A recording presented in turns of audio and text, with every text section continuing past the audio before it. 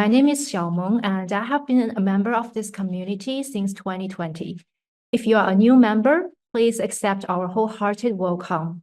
If you have any questions about our practices and topics, we're all here to help. If you are a regular, well, welcome back. It is customary in Australia to begin any meetings by acknowledging the traditional owners of our land. So in the spirit of reconciliation, I'd like to acknowledge the traditional custodians of the land on which we work, study, and reside, the Bodhi people of the Dharma Nation, and pay my respects to elders past, present, and emerging. I also pay my respects to the traditional custodians of the various lands on which you all are. So the check-in session has been developed by our communities of practice team and the entire community. These sessions aim to develop a reflective practice in response to changes. Guided by humanistic Buddhism, we would like to cultivate our practices and build memorable friendships. So for the June sessions, we are honored and are delighted to have Venerable Miao Guang back to share the Bodhi Light Tales, enjoying selected short stories on mindfulness and wisdom, and explore deeper meanings together. Today, Venerable Miao Guang will share with us a story of a fool's thirst. So please welcome Venerable Miao Guang. Thank you, Xiaomeng, and thank you, Venerable Wei, and good morning, good afternoon, good evening, everyone. It is a great pleasure for me to see everyone here at yet another one of Nantian Temple Community Practice Sessions, Community of Practice. I am currently at Shilai Temple in LA, California. The time is 6 p.m. right now, and today I bring another Bodhi Light Tales story to share with you. It is number 163, A Fool's Thirst. And the story in a nutshell goes like this.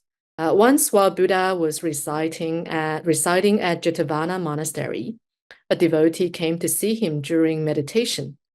Respectfully, the devotee waited, but his impatience grew. When Buddha finished meditating, he asked the devotee what troubled him.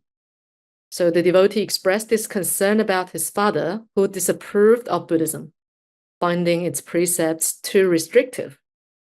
Despite the young man's attempt to explain to his father remained stubborn in his views.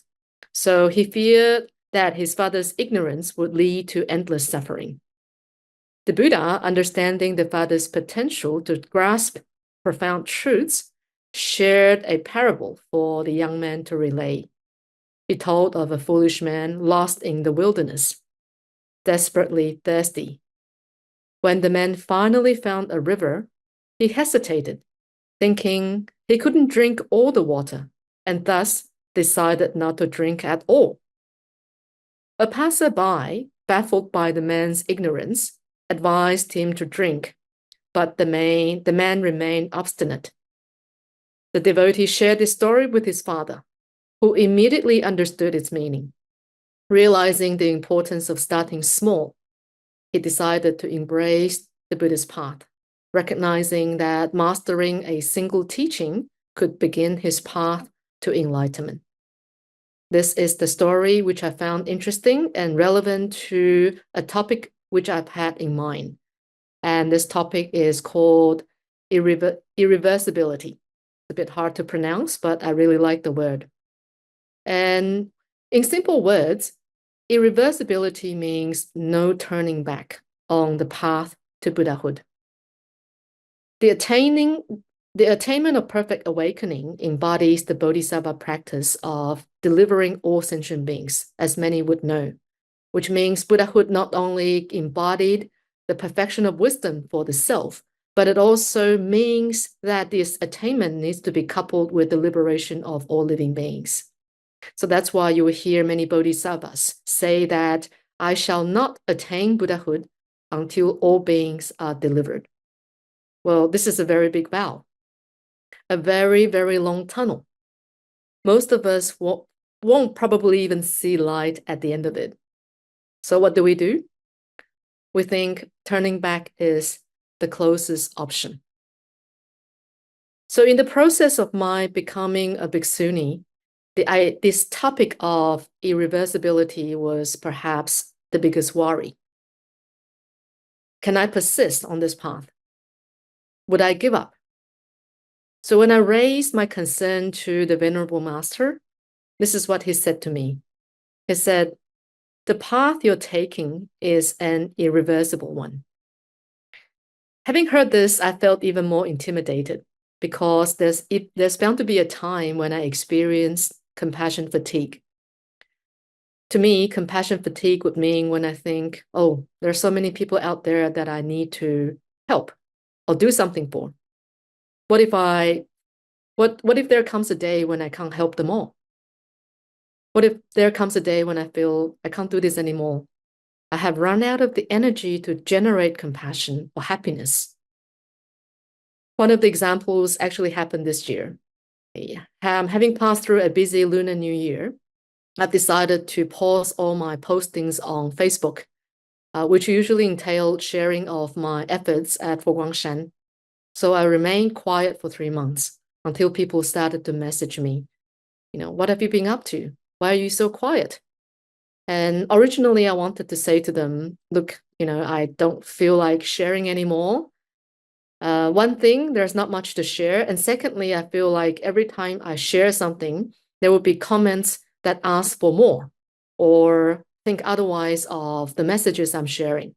Okay, one of the most recent one was about me sharing a footage on visiting an ice cream parlor as a way to overcome jet lag, okay, with the array of flavors, vanilla, raspberry, chocolate, and everything.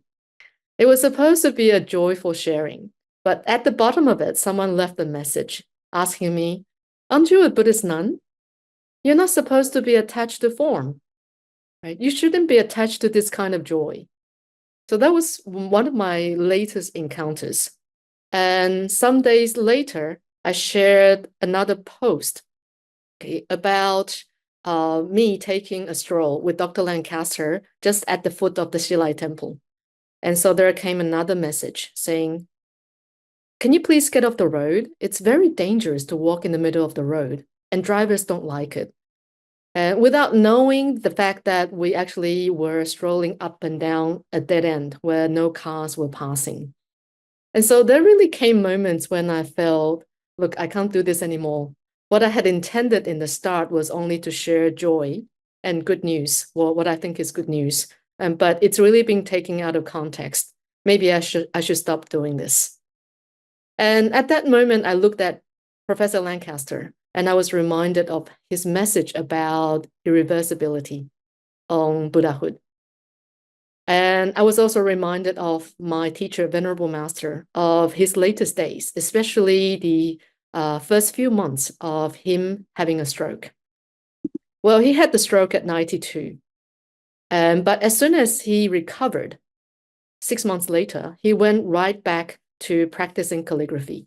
But because of the loss of his short-term memory, he wasn't able to remember the next stroke.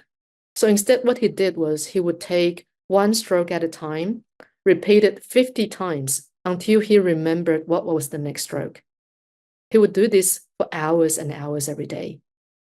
And then after that, when the physiotherapist came, he would do 2 hours of practice. The practice was to stand up and then to sit down. He would stand up, sit down, stand up, sit down, trying very hard because of the loss of the energy and strength in his legs, but he continued. And as he was doing all of this, what he said to us was, well, I'm happy that there's still a drop of life left in me. I'm happy that as I do this, I realize I'm doing this for someone, that this will make a change. So the reminder of how he went through his rehabilitation was thunderous to me as I thought about maybe buying myself some kind of peace and quiet by stopping my sharings on Facebook about the Dharma activities. And so the idea really came to me that no matter how much suffering and hardship Venerable Master was going through, the idea of thinking about sentient beings and what he can do for them was already imbued in his consciousness. As he said, as long as there's the least bit of life left in him, he would dedicate every part of it to life and to people. And I guess this is the meaning of irreversibility. You take small steps one at a time. And whenever you feel like giving up, you start with the easiest things, the smallest actions that will keep you going. And so the message of irreversibility is something which I would like to bring up in the arduous journey of life, in the long path of Buddhahood, and in the very long, dark tunnel of Bodhisattva path. But nevertheless, the Buddha's wisdom, the examples of Venerable Master and Professor Lancaster have really given me the strength to continue, just with the small things that will inspire me to not give up. So what is irreversibility to me? It's just to keep trying, to keep doing something until you realize that you're still going. And that's all I need to think of today. And so this is a short story that I would like to relate to today's choice, a fool's thirst, and my personal experiences. I hope it's something that is worth pondering and it's of good reference. And once again, thank you so much for listening. Thank you, Venerable Miao Guang, for sharing with us the story, as well as your personal experience and the examples from Venerable Master Xing Yun about the meaning and explanation about irreversibility.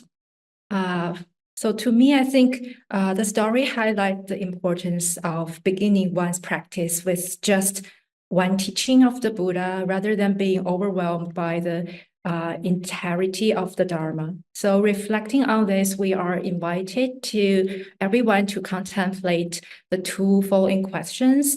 And one is, what is one specific teaching or practice that you find particularly transformative or grounding? How has this single focus helped you in your path towards inner growth? And the second is, can you share a personal experience where you felt paralyzed by the perceived enormity of a task ahead, but took a small step forward? What did you learn from this experience? So now we will be placed in groups of 3 to 4 to share and discuss. In the discussion, we recommend you spend some time getting to know each other and then discussing our questions. There will be some Zoom notifications to guide you, but feel free to let the flow of your discussion guide you. And our sessions are guided by metta, which is unconditional love and kindness for all sentient beings. Let's use this breakout session to express and receive loving kindness to and from one another, and take time to pause, share, and listen. We'll also ask you to share some of your findings with the larger group at the end of the breakout discussion. So now let's go to our breakout rooms for rich and nourishing discussions. See you all back in 15 minutes. Okay, I hope everyone is back. And I hope that you guys all enjoy your discussion in the breakout rooms. So please feel free to leave your reflections in the chat box, and our poster team will design the poster later and for us to do the reflection. And since time is up, I will continue to share my screen and to end the session first. So once again, thank you, Venerable Miao Guang, for sharing with us your stories. And we really hope the check-in session was helpful to you, and we hope you experienced the unconditional love and compassion of this community. But for anyone who might be experiencing a greater need than what today could meet, please don't hesitate to get in touch with us, and you can also reach out to the professional organizations on the screen. So next week, Venerable Miao Guang will continue join us online and share with us the wisdom from the Bodhi Light Tales. So if you have time, please come and join us. As we check out today, let's recite the dedication of merits together to send love and compassion to whoever is in need. I think there is something wrong with my audio, so may I trouble Venerable Miao Guang to guide us with the dedication of merit. Okay. May I invite all of you to please join your palms as we say the dedication of merits. May kindness, compassion, joy, and equanimity pervade all worlds. May we cherish and build affinities to benefit all beings. May Chan, Pure Land, and precepts inspire equality and patience. May our humility and gratitude give rise to great vows. Thank you for your friendship and kindness today. May we dedicate the joy and the sense of irreversibility to all those around us who may need a bit more strength to keep moving. Thank you so much. Thank you, Venerable Miao Guang. Thank you, Venerable Miao Guang, for your time and generous sharing with us today. And thank you, Lai Jing, for being our IT master behind the scenes. And thank you, everyone, for joining us. Now we will have our Euro plenary session, so please stay around if you have time. Otherwise, see you all again next Sunday at 11 a.m.